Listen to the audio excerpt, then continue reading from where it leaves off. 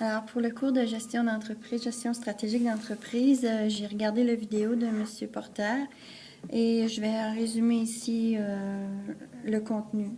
Alors, une stratégie d'affaires à succès pour M. Porter exige 3 éléments essentiels, fondamentaux.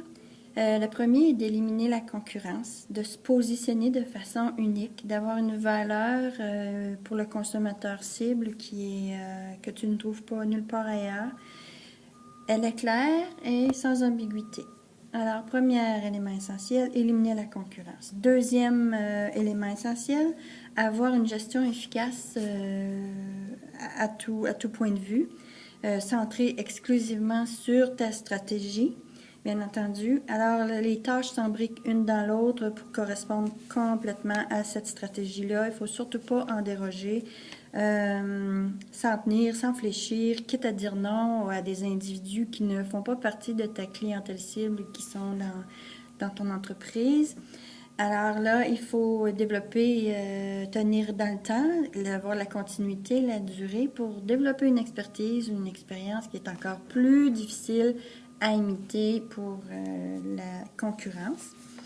Alors, troisième élément essentiel d'après Porter, c'est d'avoir un leader pour tout ça. Alors, quelqu'un qui voit le gros portrait, qui est assez distancié pour devenir l'architecte de ce projet-là. Il aligne tout le monde dans le même sens.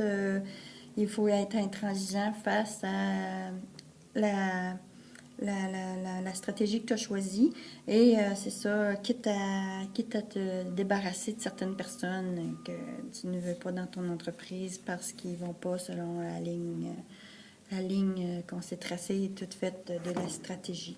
Alors, c'est, je crois, les 3 éléments essentiels. Donc, éliminer la concurrence, gestion efficace totale et un bon leadership, même extraordinairement bon leadership et durer dans le temps. C'est ça les 3 points principaux, d'après moi, du vidéo de M. Porter sur la stratégie d'affaires. Là où je suis d'accord avec lui, c'est quand il parle des organismes à but non lucratif qui se plient à la volonté de tous les bailleurs de fonds. Alors, ils vont dans toutes les directions. Ils perdent un peu le pourquoi ils existent avec tout ça. Et il faudrait idéalement que ça arrive pas, que l'organisation à but non lucratif impose sa vision aux bailleurs de fonds. Sinon, quitte à se passer des fonds parce que c'est vrai que c'est un peu tout croche. Alors, dans ce sens-là, je suis d'accord avec M. Porter que c'est un danger pour les organismes à but non lucratif. Alors, c'était mon résumé pour mon professeur Marc Bédard.